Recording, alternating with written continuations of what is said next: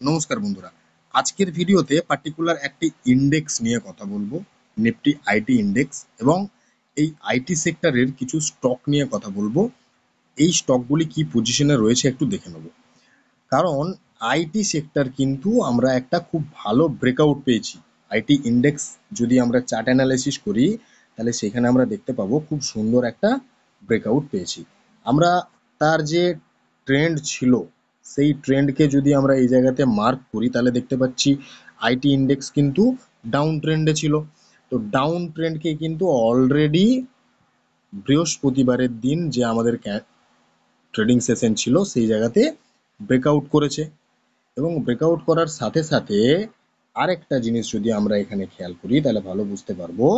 সেটা হচ্ছে তার যে প্রিভিয়াস রিজেকশন এরিয়া ছিল, সেই রিজেকশন এরিয়ার ওপরে কিন্তু আইটি ইন্ডেক্স যেটা আমাদের, সেটা কিন্তু সাস্টেন করেছে এবং ব্রেকআউট দিয়ে ওপরে ক্লোজিং দিয়েছে খুব ভালো একটা মুভের সাথে, প্রায় 3.5%-এর মুভের কাছে। কারণ আমরা একটা জিনিস এই জায়গাটাতে দেখি, যদি আইটি যে নিফটি আইটির যে ইন্ডেক্স, এই জায়গাতে ব্রেকআউট দেওয়ার পরে কিন্তু দেখুন এই জায়গাতে সাপোর্ট নিয়েছিল, এবং পরবর্তী সময় যখন এখানে ব্রেক ডাউন দিয়ে দেয়, তখন কিন্তু এই জায়গাটা স্টকটির রিজেকশন হিসেবে কাজ করছিল, সেই জায়গাটাকে কিন্তু এখানে ব্রেকআউট দিয়েছে।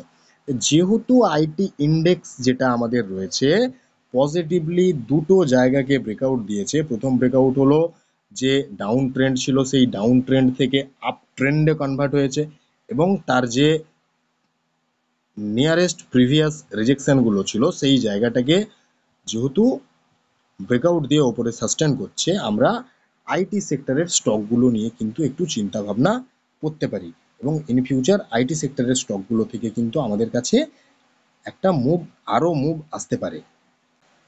প্রথমে আসছি ইনফোসিস। ইনফোসিসে আমরা একটা খুব ভালো সিনারিও দেখতে পাচ্ছি।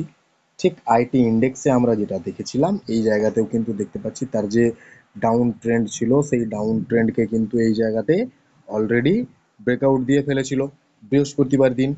তার সাথে সাথে স্টকটির যে প্রিভিয়াস রিজেকশন ছিল, ঠিক যেরকম আইটি ইন্ডেক্সে আমরা দেখছিলাম, এই জায়গাতে সাপোর্ট, এখানে ব্রেকডাউন দেওয়ার পরে এই জায়গাতে রিজেকশন, সেই রিজেকশনটাকে কিন্তু এই জায়গাতে ব্রেকআউট দিয়েছে, এবং একটা খুব ভালো ক্যান্ডেলের সাথে ব্রেকআউট দিয়েছে। এরপরে নেক্সট আমাদের আইটি সেক্টরের এই যে জায়ান্ট স্টক ইনফোসিস, আমাদের টার্গেট কোথায়? আমাদের একদম ক্লিয়ার যেটা টার্গেট, সেটা হচ্ছে এই যে সুইংটা আমরা দেখতে পাচ্ছি প্রায় 1587 টাকার কাছাকাছি, এটা হবে আমাদের টার্গেট। কিন্তু আমাদেরকে যেটা মাথায় রাখতে হবে, লাস্ট ট্রেডিং সেশনে ভালো গ্রিন কালারের ক্যান্ডেলের সাথে আমাদের এখানে ব্রেকআউট দিয়েছে, কিন্তু 3টি ট্রেডিং সেশন কন্টিনিউ ওপরের দিকে র্যালি দিয়েছে আমাদেরকে। কাজেই এই জায়গাতে যদি একটা প্রফিট বুকিং চলে আসে, সেই একটা সম্ভাবনা কিন্তু এখানে থেকে যাচ্ছে। সেই জন্য আমরা কি করব, আমরা দুটো স্ট্র্যাটেজি নিয়ে চলবো। 1 নম্বর স্ট্র্যাটেজি, যদি দেখি স্টকটি ওপরের দিকে আস্তে আস্তে মুভ দিচ্ছে, তাহলে 1587 টাকার টার্গেট নিয়ে কিন্তু আমরা এই জায়গাতে একটা সুইং ট্রেডিং এর জন্য, প্রপারলি সুইং ট্রেডিং এর জন্য এই জায়গাতে এন্ট্রি নেওয়া যেতে পারে। আর যদি দেখি স্টকটি এই জায়গাতে গ্যাপ আপ ওপেনিং দিল, সামান্য একটু ওপরে গেল, ওপরে যাওয়ার পরে এখানে বাউন্স পুল ব্যাক দেখালো, এই পুল ব্যাক দেখালে কিন্তু আমরা তখন ওয়েট করে যাব, দেখব কোন জায়গাতে এসে স্টকটি সাপোর্ট নিচ্ছে। যেখানে এসে সাপোর্ট নেবে এবং বাউন্স ব্যাক ক্যান্ডেল বানাবে বা কনসলিডেশন মোডে যাবে, সেই জায়গাতে আমরা ফ্রেশ বাইং এর কথা চিন্তা ভাবনা করব, এবং সেই জায়গাতে যদি আমরা ফ্রেশ বাইং করি, তখন 1587 এবং পরবর্তী সময় আমরা কিন্তু এই জায়গাটা অর্থাৎ প্রায় 1650 টাকার কাছাকাছি আমরা নিয়ার ফিউচার এখানে মুভ কিন্তু ইনফোসিসে দেখতে পেতে পারি। কিন্তু মনে রাখবেন, আমি কোনো রকম রেকমেন্ডেশন দিচ্ছি না, আমি আমার টেকনিক্যাল ভিউ আপনাদের সাথে শেয়ার করছি মাত্র, এডুকেশনাল পারপাস। কাজেই নিজের ফিনান্সিয়াল অ্যাডভাইজারের সাথে কথা বলে কিন্তু আপনারা ডিসিশন নেবেন। এরপরে আসছি টিসিএস নিয়ে। টিসিএসেও কিন্তু লোয়ার লো বানাচ্ছিল।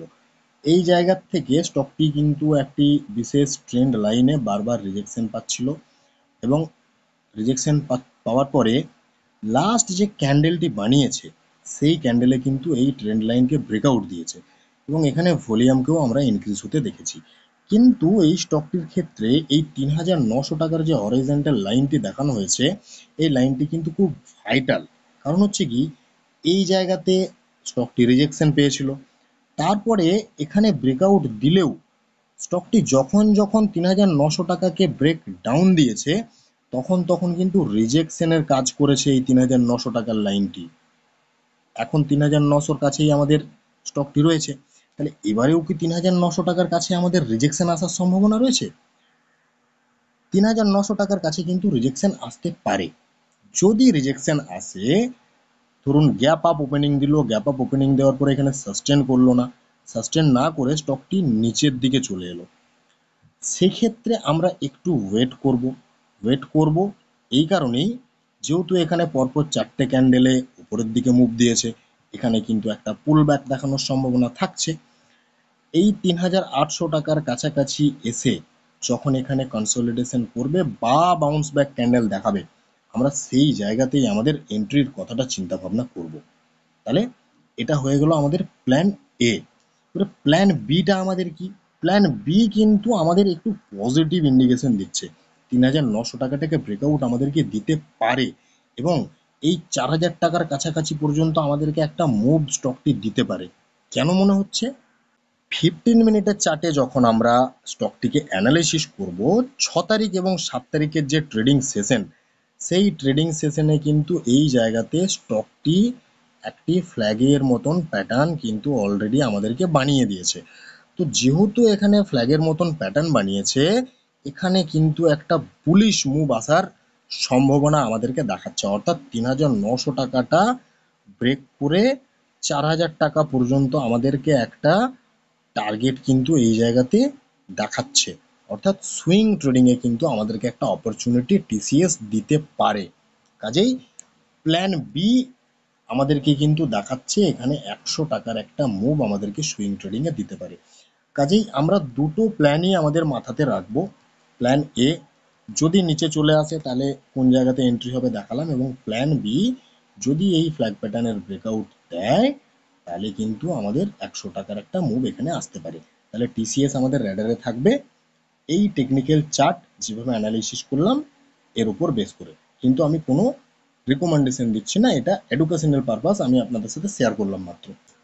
এরপর আসছি বিড়লা সফট নিয়ে। বিড়লা সফটেও আমরা দেখতে পাচ্ছি স্টকটি কিন্তু লোয়ার লো বানাচ্ছিল, তার যে হাইগুলোকে নিচের দিকে শিফট করছিল এবং লো গুলোকেও কিন্তু নিচের দিকেই শিফট করছিল। তারপরে দেখলাম এই জায়গাতে স্টকটি কনসলিডেশনের মধ্যে চলে গেল। কনসলিডেশন যাওয়ার পরে আমরা যদি একটু ভালো করে এখানে খেয়াল করি তাহলে বুঝতে পারবো তার যে প্রিভিয়াস রিজেকশন ছিল, হাই ছিল অর্থাৎ ৬৪০, সেই ৬৪০কে ব্রেকআউট দিয়েছে, ব্রেকআউট দেওয়ার পরে কিন্তু সাস্টেন্ড করছে এবং লাস্ট যে ক্যান্ডেলটি বানিয়েছে সেই ক্যান্ডেলের এগেনস্টে কিন্তু ভলিউমটা খুব সুন্দর ইনক্রিজ হতে আমরা দেখছি। সেই সাথে আরেকটা বিষয় আমাদেরকে যেটা মাথায় রাখতে হবে সেটা হচ্ছে এই জায়গাটা স্টকটির জন্য কিন্তু একটা রিজেকশনের কাজ করতে পারে, কারণ এর আগে এখানে স্টকটি একবার সাপোর্ট নিয়েছিল। আর আমরা ভালো করে জানি যখন কোনো স্টক একটা জায়গাতে সাপোর্ট নেয় পরবর্তী সময় যদি সেটাকে ব্রেক ডাউন দিয়ে ফেলে তাহলে কিন্তু রিজেকশনের কাজ করতে পারে। তাহলে এখানে একবার রিজেকশনের কাজ অলরেডি করে ফেলেছে।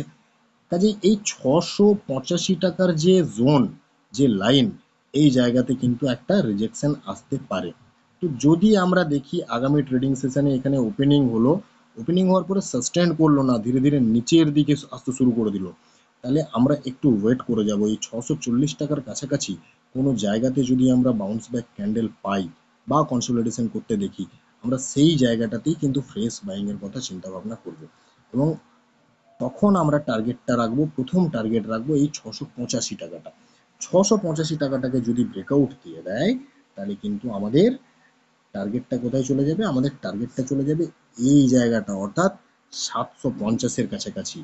আর একটা ব্যাপার আমাদেরকে মাথায় রাখতে হবে, সেটা হচ্ছে যদি আমরা দেখি নেক্সট ট্রেডিং সেশনে ওপেনিং হলো এবং ওপেনিং হওয়ার পরে স্টকটি ধীরে ধীরে উপরের দিকে যেতে শুরু করলো, সেই ক্ষেত্রে আমরা কিন্তু এখানে একদম স্ক্যাল্পিং বা সুইং ট্রেডিং এর জন্য ফ্রেশ বাইং এর কথা চিন্তা ভাবনা করব এবং সেটা হবে অবশ্যই ক্যান্ডেল টু ক্যান্ডেল, অর্থাৎ আমরা আমাদের এসএল রাখবো স্ট্রিক্টলি, যাতে যদি কোনো কারণে ব্রেকডাউন দিয়ে দেয় আমাদের যে প্রফিট সেটাকে সেভ করা যায় বা আমাদের ক্যাপিটাল যাতে কোনোভাবে লুজ না হয়ে যায় সেইটা আমাদেরকে মাথায় রাখতে হবে।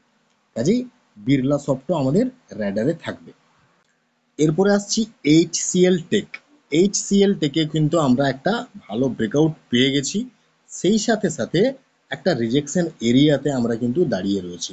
আমরা ব্রেকআউটটা কোথায় পেলাম? আমাদের ব্রেকআউটটা হচ্ছে স্টকটি এই জায়গাতে যখন কনসলিডেশনের মধ্যে ছিল 1367, এই 1367টাকে ব্রেকআউট দিয়েছে বৃহস্পতিবার দিন, এবং বৃহস্পতিবার দিন ব্রেকআউট দেওয়ার পরে শুক্রবার দিন যে ক্যান্ডেলটি আমাদেরকে বানিয়ে দিয়েছে সেই ক্যান্ডেলটি কিন্তু একটি ভাইটাল জায়গাতে এসে দাঁড়িয়ে রয়েছে। কোথায় না, এই যে জায়গাটা রয়েছে অর্থাৎ 1432, সেই 1432 এর আগে স্টকটি দুবার এখানে সাপোর্ট নিয়েছিল। আর আমরা জানি যখন কোনো স্টক একটা জায়গাতে সাপোর্ট নেয় সেই জায়গাটাকে ব্রেকডাউন দিলে পরবর্তী সময় কিন্তু আমাদের রিজেকশনের কাজ করতে পারে। তাহলে এইখানেও সাপোর্ট নিয়েছিল, কাজে এই জায়গাটা কিন্তু রিজেকশন হওয়ার একটা সম্ভাবনা আমাদের রয়েছে 1432। যদি এই জায়গাটা ব্রেকআউট দিয়ে দেয় এবং এখানে সাস্টেন করতে দেখি, তাহলে আমরা কিন্তু এখানে ফ্রেশ বাইং এর কথা চিন্তা ভাবনা করব। আর যদি দেখি যে এখানে ব্রেকআউট সাস্টেন করলো না, ফেক ব্রেকআউট হয়ে গেল, এখানে ব্রেকআউট দেওয়ার পরে আবার ধীরে ধীরে নিচে আসতে শুরু করে দিল, তাহলে একটু ওয়েট করে যাব। এই 1367-র কাছাকাছি যে জায়গার থেকে আমরা বাউন্স ব্যাক ক্যান্ডেল পাবো বা কনসলিডেশন এরিয়া দেখতে পাবো, সেই জায়গাতে কিন্তু আমরা আমাদের ফ্রেশ বাইংটা চিন্তা ভাবনা করব। আরেকটা ব্যাপার, এই জায়গাতে যে 3টি ক্যান্ডেলে আমরা একটা মুভ দেখতে পাচ্ছি সেখানে কিন্তু ভলিউম আমরা ইনক্রিজ হতে দেখেছি। কাজেই এই 1432টাকে কিন্তু আমরা আগামী সপ্তাহে ব্রেকআউট পেতে পারি। কাজে এই স্টকটিও আমাদেরকে অবশ্যই র্যাডারে রাখা উচিত বলে আমি মনে করি। বাকি এই ভিডিও থেকে কোনো রকম বাই সেল বা হোল্ড রেকমেন্ডেশন দেওয়া হচ্ছে না। অবশ্যই নিজের ফিনান্সিয়াল অ্যাডভাইজারের সাথে কথা বলে ডিসিশন নেবেন। ধন্যবাদ।